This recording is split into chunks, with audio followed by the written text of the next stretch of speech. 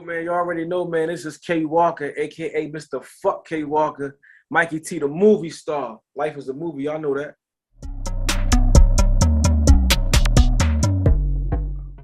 So tell me, what part of Philly you from, K.Walker, and how did you get into battle rap and music in general? South Philly, man, is on my arm, man. Matter of fact, Too Raw for the Streets, a DVD that all the Philly rappers grew up on, influenced by.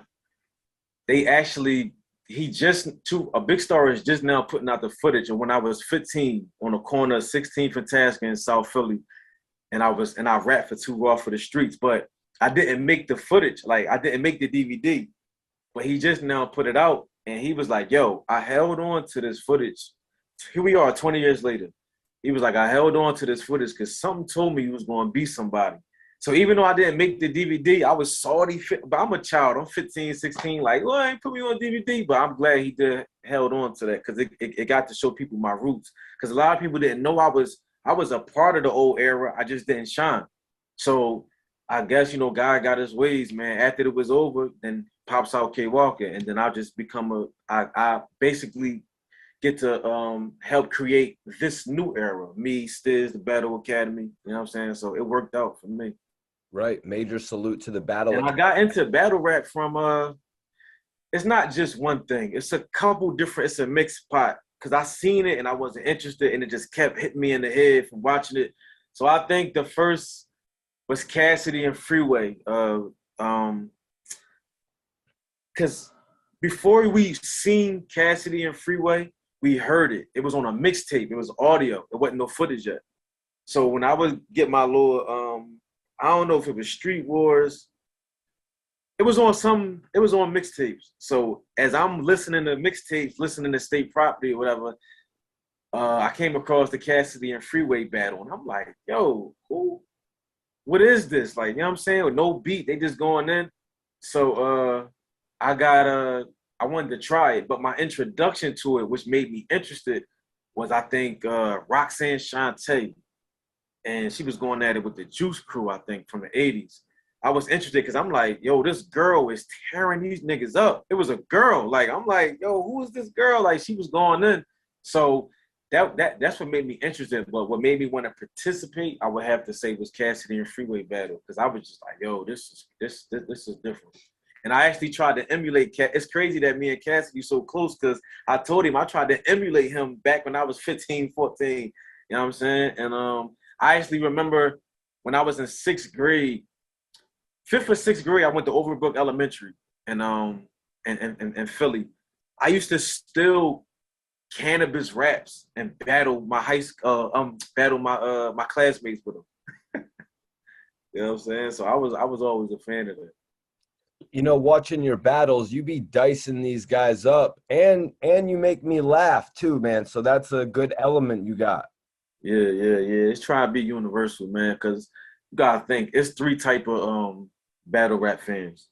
You got battle rap fans that are die hard. They know every name, every storyline, where you from, how old you are. They know everything.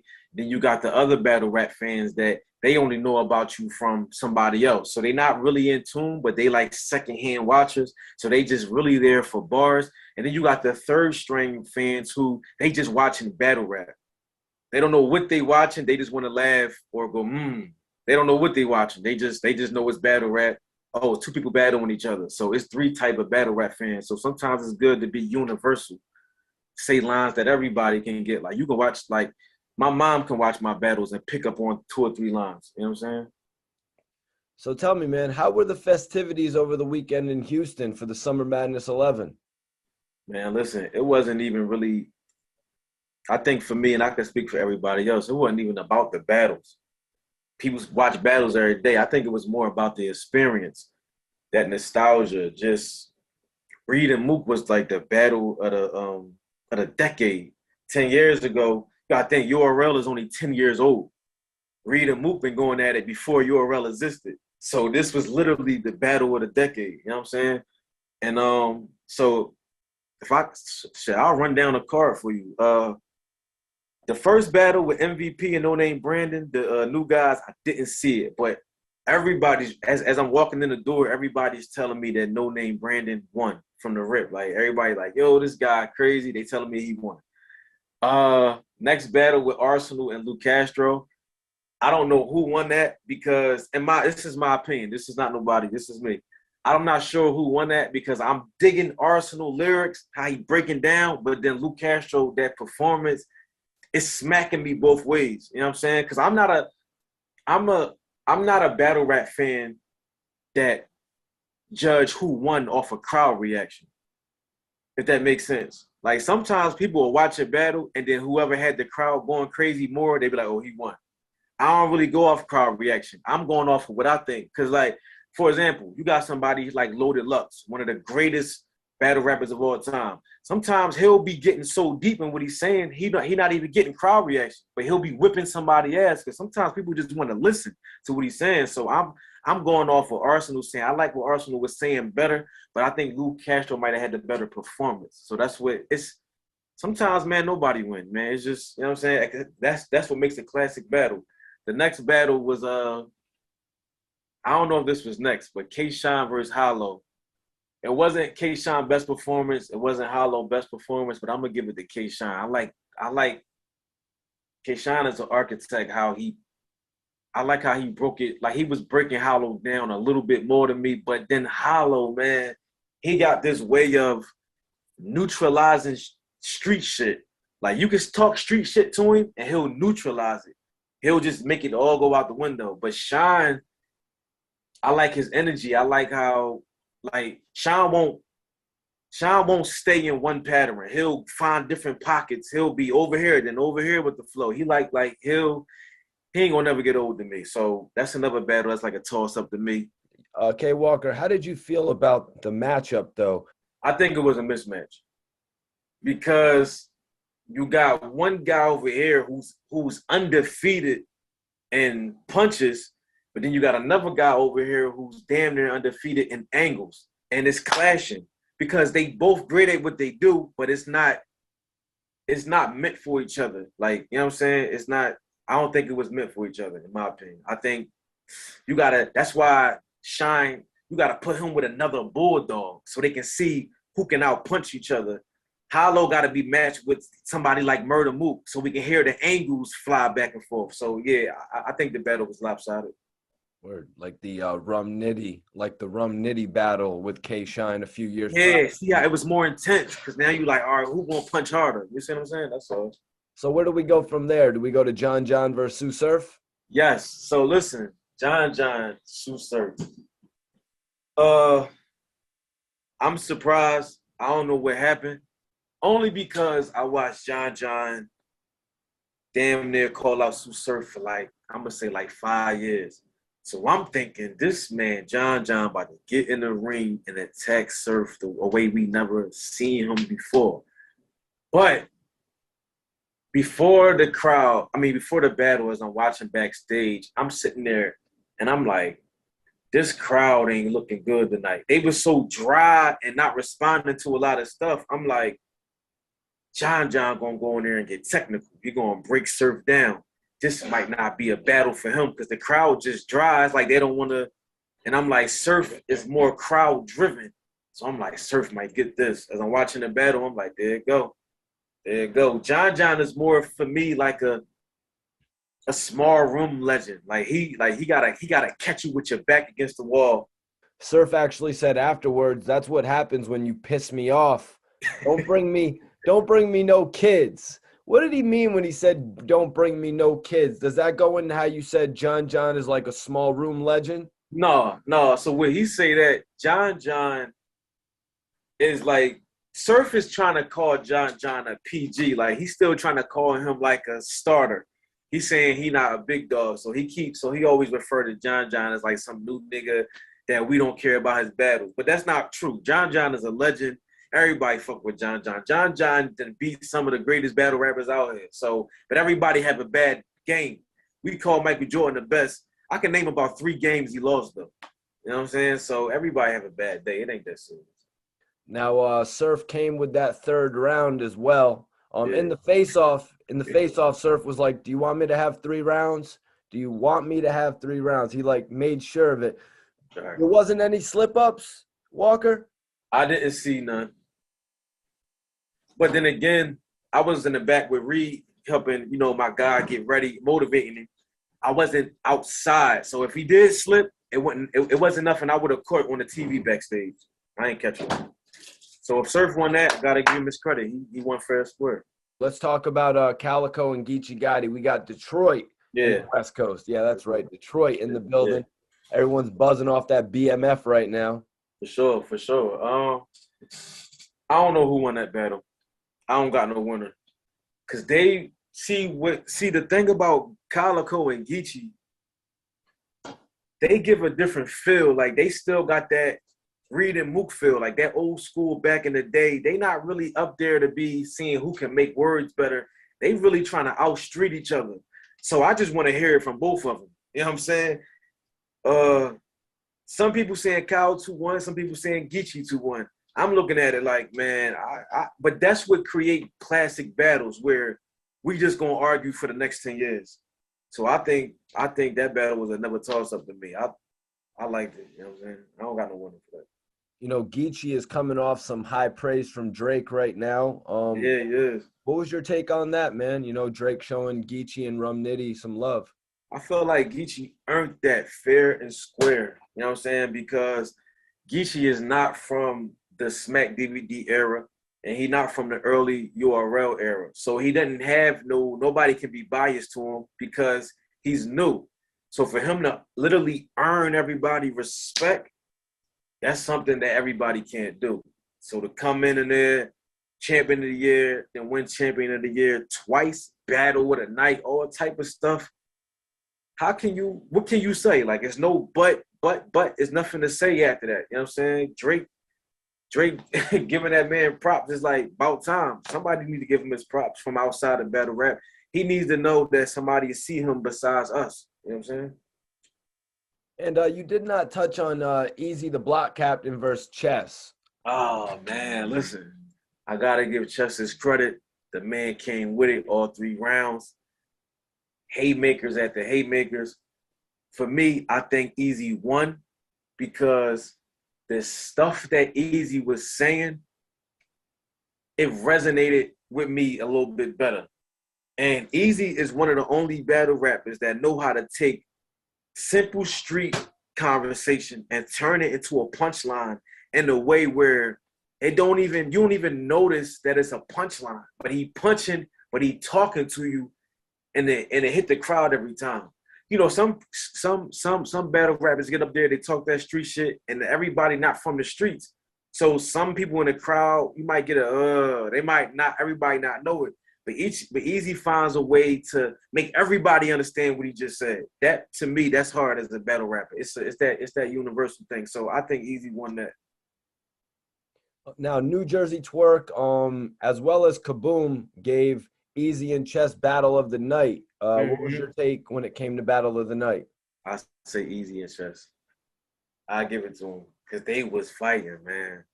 They was fighting. I'll watch that 100 times more. They was fighting. That's what's up, man. To see those two guys actually, get that acclaim. They were, one of the battles that didn't get as much press because this was a huge card, man, between Surf, Surf and John, Hollow the Don, K Shine. Yeah, and like as I was coming up in battle rap, a lot of people was calling me the face of Philly. Some people even still call me that. But this is me saying to you, I feel like Easy is the new face of Philly as far as battle rap. That nigga been like unstoppable. Like, you know what I'm saying? Like, I'm not gonna sit here and act like I don't see it. He's been unstoppable. So I would give him that title coming from my mouth. That's what's up, man. That's what's up. Was Easy a battle rapper that had appeared on Battle Academy as well? He didn't battle on Battle Academy yet. But Battle Academy only been out for 4 years. So it ain't like, it's a lot of people that didn't get there yet. You know what I'm saying? I think Frankie with the Grippers going just made his debut last year. It's a lot of people that, and they just didn't even battle on the Battle Academy yet. It's a lot of people that didn't get there yet. It only been 4 years. So we got to give it like a little bit more time. He'll be on there. So let's get to the battle that probably has been anticipated for a number of years. You said it was a decade in the making. Yeah, for sure. Let's talk about Murda Mook versus Reed Dollars, man. Sure. For sure, man. I feel like I was just happy. Listen, I was just happy to be there, man. At the end of the day, I'm a fan first. Like, even though people see me and Mook arguing and he says little stuff about me and I go back, I'm a fan of Murder Mook. Because if we talking in battle rap form, not street shit, I don't got, like, come on, man. I fuck with Mook. So just to see him get in the, because listen, a lot of legends from back then, they do this. Just to get in the ring and say, hit me, a lot of you don't understand how many people won't even do that. They'll just talk from Instagram live. They won't even get in the ring. So with Reed getting better and better and better, and Mook see this for him to even get in the ring, I gotta commend him on that. Now, as far as how to battle, I think Reed won because I think every round Reed was more. He outperformed him. He had more moments, more haymakers. The crowd was messing with him a little bit more relevancy. He just looked it better up there. I think when with Mook thing is, like I said, the crowd was bad anyway. Cause it was people up there saying some of the most craziest shit in the world. And I was like, yo, y'all ain't cheer for that. Like even K. Sean was saying shit that I ain't understand. Like, yo, y'all should have cheered for that. So I think that Mook, I don't think they, for some reason, what he was saying wasn't resonating with them fast. You know what I'm saying? Like because like sometimes you can watch a battle back and be like, oh, damn, that's what he meant. But on the spot, I don't think that a lot of stuff he was saying resonated with them quick. What Reed was doing, it was quick. It was like it wasn't nothing to think about. You know, Mook is like break like this line, you gotta catch this line, then oh, this meant this. Reed was more direct and to the point. So I think that played a big part in a crowd. Now, had it been a small room, I don't know what would have happened. I don't know what would have happened. But for a crowd, Reed was to the point. See how he was saying something about Fred, and he was talking about he was talking to smack and bringing up. So it resonated because you guys remember in that crowd, with Mook and Reed drama stemmed from, that was more than 10 years ago. So a lot of the people in that crowd, they don't know what's going on. They don't know why this is the one. So it helped Reed to just get to the punch, man. Just get to it. You know what I'm saying? It was nothing to think about. Now, you even had some people like saying that they didn't like Reed performance and all that. But this is my thing, right? I watched so many people say that Reed was going to lose. It don't matter how he won. So now that he won, now it's a yeah, but. So now they adding a yeah, but. The man won. I don't watch LeBron James, the greatest basketball player in the world, lose basketball games by 1 point or win them by 2 points. Don't matter how somebody won, he won. So my whole thing is the Philly versus New York chapter is closed. As far as back in the day, pretty sure somebody else gonna open it back up. You might got K. Sean versus another Philly guy or T-Rex versus another Philly guy. I was just happy to be a part of it. But I will say this. As I'm sitting there, I'm in my phone, and Murder Mook he tell Reed, the only K you walk around with is K.Walker. Only thing that kind of fucked me up with that, I kind of felt like he should have been more creative with flipping my name. Because a lot of people that diss me in battles, they say that. They say something about a K in the walk, and I'll be like, I'm trying to like, yo, I wish it was more, because coming from Mook, that was a shout out. I just wish he was more creative when he said it. So I'm like, damn, he could have, damn, that's all you had for me? You know what I'm saying? But in all, man, to me, it was a nostalgia battle from my childhood. Somebody else below 25 or 27, they probably be like, man, that shit was trash. But I understood everything Mook was saying. I understand the point he was making. I understand what Reed was saying. The man won, and we celebrated that night. You know what I'm saying? You motherfuckers watched it. You know what I'm saying? So it is what it is. That's what's up, man. So you're saying that Reed Dollaz really excelled when it came to his crowd interaction when he was on the big stage. Yeah, because if you look at him versus John, he was trying to get it together. And you got to also remember, Rum Nitty, one of the most dangerous battle rappers in URL history. A lot of people ain't calling out Rum Nitty. Reed Dollaz beat him. Sue Surf. For Surf to be dangerous, Reed went in there and hung with him. You see what I'm saying? Reed beat T-Rex on the big stage. So the man been climbing and climbing and climbing doing this thing, but I think because it's Reed Dollars and a lot of people just want to say it's a new day, when you get them battle rappers who ain't supposed to get this far, they gotta add buts to them. Like, yeah, he won, but yeah, he was cool, but yeah, he didn't lose, but he didn't die, but you gotta keep saying that. You know what I'm saying? So at the end of because if he was nothing, you wouldn't even watch it. Nobody would even tune in if everybody was just thought he was terrible. You know what I'm saying? So for Reed to come back and hang with them people, gotta give him his credit, man. You know what I'm saying? Gotta give him his credit. One of the first times I came across you is when I was working with Cassidy doing an interview. I noticed you were on his album called The Science, one of the features. Can we talk about that? That was like legendary to me because I don't know too many Philly artists that even got on a Cassidy album, like a real album. So, that was like a dream come true. Because when I was younger, listening to Power 99, Cass had this song called Get Retarded. This might have been fucking 2000 and I don't know. I was a kid. I probably was 14. I remember being in the car with my mom and I'm telling my mom, like, when I grow up, I'm going to meet Cassidy. He going to co-sign me and I'm going to be on his album. So 20 years later that we close friends, I'm on his album, we talk every day. It's like, yo, never give up, man. You don't know what the future got in store for you. Because there was times, every rapper, this ain't no sad story. Every rapper in the world got a time where they like, man, fuck this rap shit. This shit ain't working. But I just kept going. I just never stopped. Even times I was like, man, I ain't doing this shit no more. I just never stopped. And then it just turned into, what it turned into. So, you know what I'm saying? So for me to be on that album, I told him this myself. I'm like, yo, cuz I used to try to emulate your style in middle school and all that type of shit.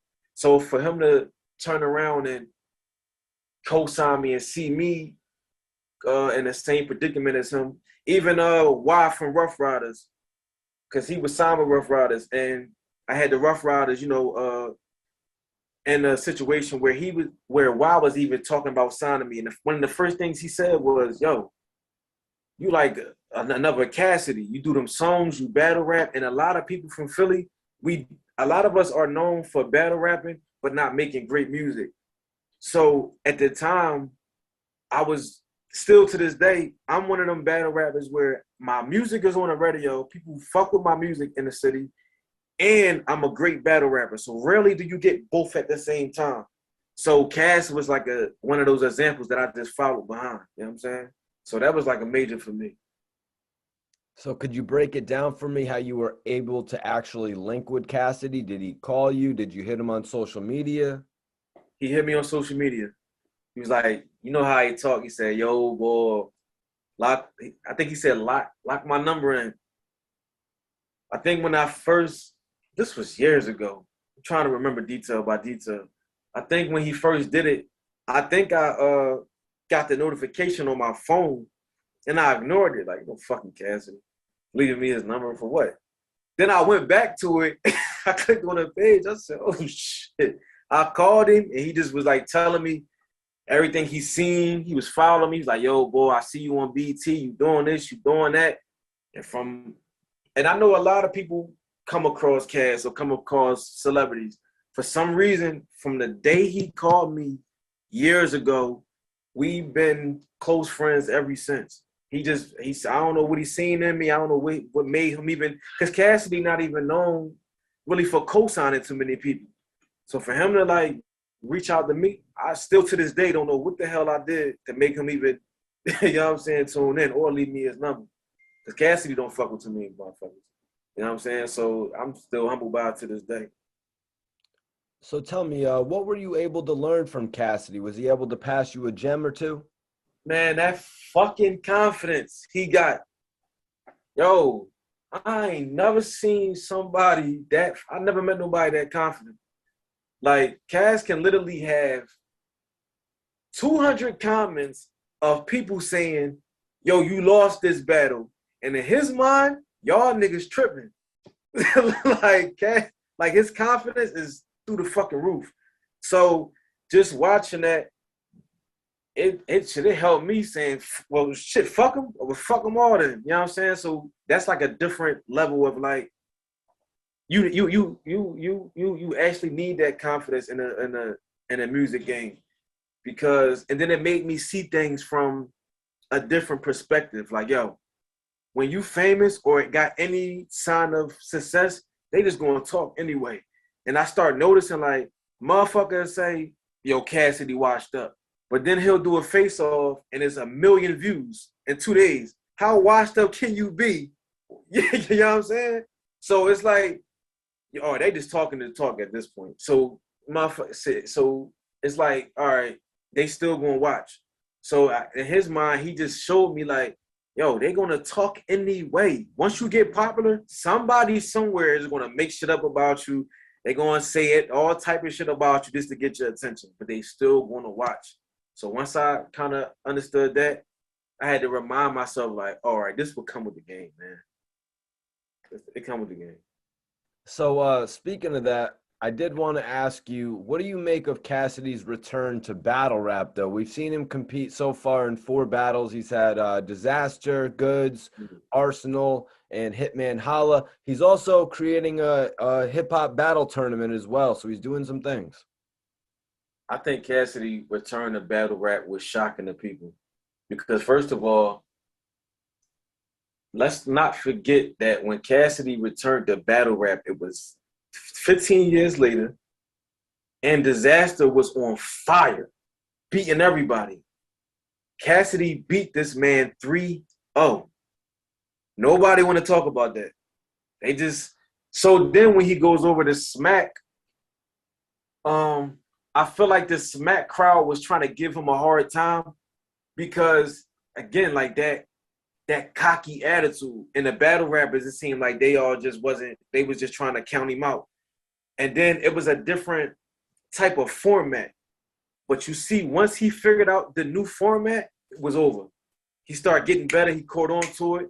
Then he goes and takes out one of the greatest battle rappers of all time. Hitman Holla was unbeatable.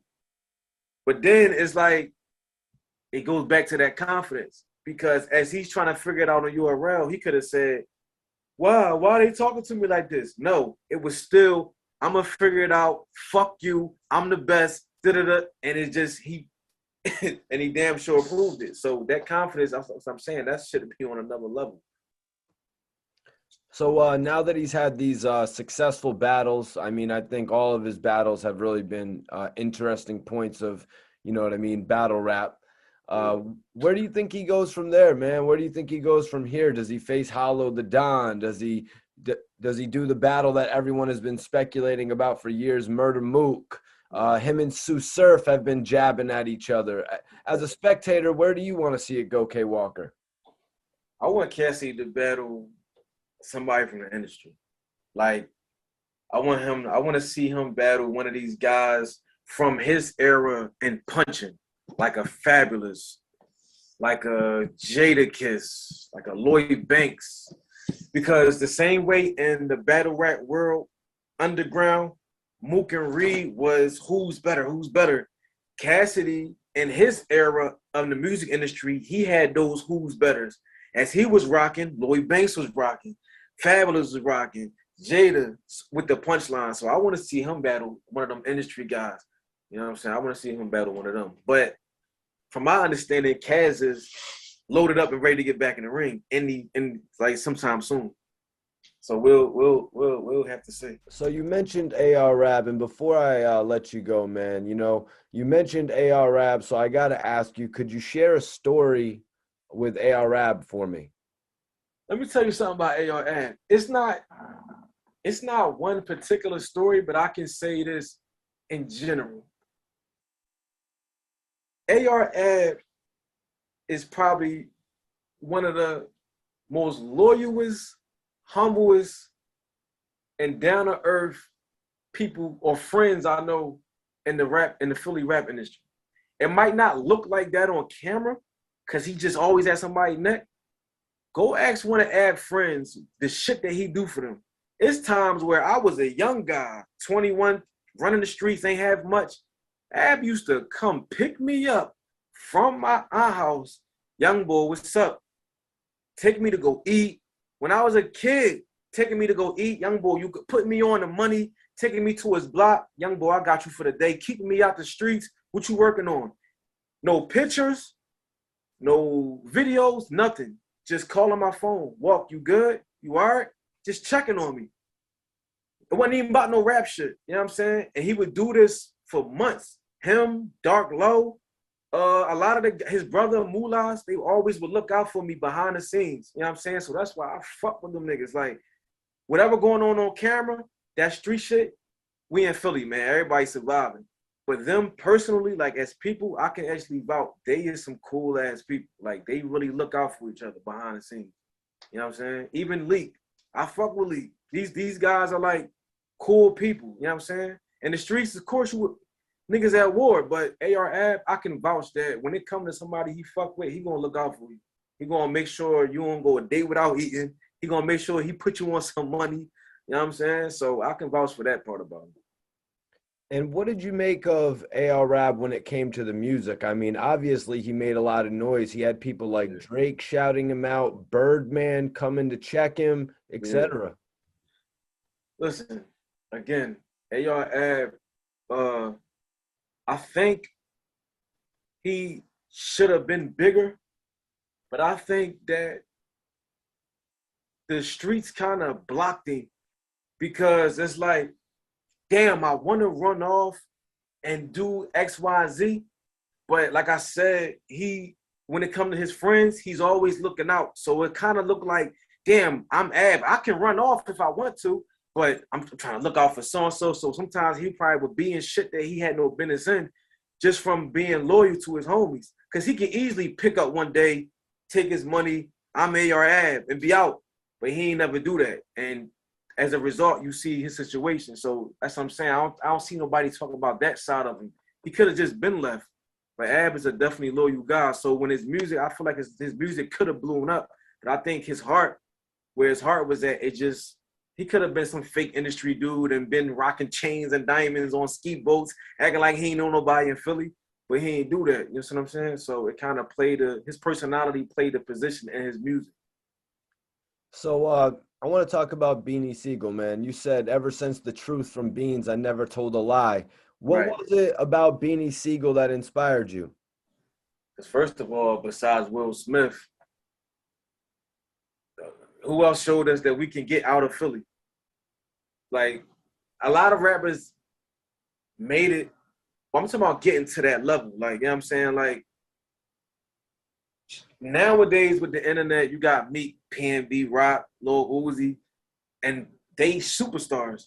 But back in the day, when it was just DVDs and you had to read the Source magazine to get in contact with anybody, wasn't nobody making it out of Philly, man.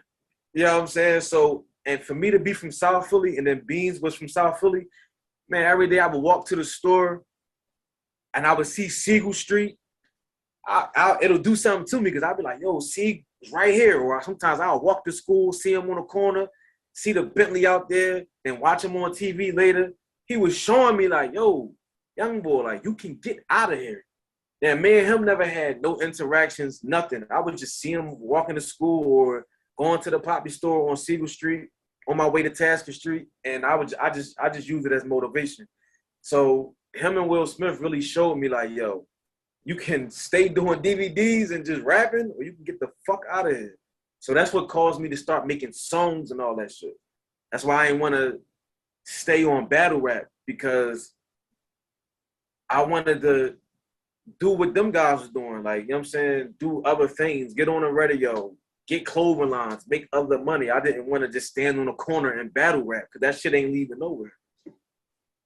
Not back then when it wasn't like, you know what I'm saying? Nowadays, yeah, 40 grand, 50 grand. But I'm talking about back then when I was a young boy, it was like, you needed to know somebody. So was it the album The Truth in particular that inspired you from Beanie Siegel? Was it that album, or were you just using No, I was just him, because I heard of Beans before that album came out. He was on mixtapes. He was on a Come Up show with Cosmic Kev. And Cassidy the same way, though. I knew about Cassidy before his album came out, because Cassidy was on the Rough Riders Volume 1. A lot of people don't even know he was on there. I remember listening to it one day, and I just hear this young guy come on there. I'll melt your face like piece of cheese. Where is he from? He sound like a Philly rapper. Come to find out, yeah, he probably was like 17, 18 on there. So all them guys before social media that showed us we can get out of Philly, hell yeah, they all inspired me. Now I wasn't around for Schoolie D, Cool C. I wasn't around for them in the 80s. I ain't know them. Like they had no effect on me.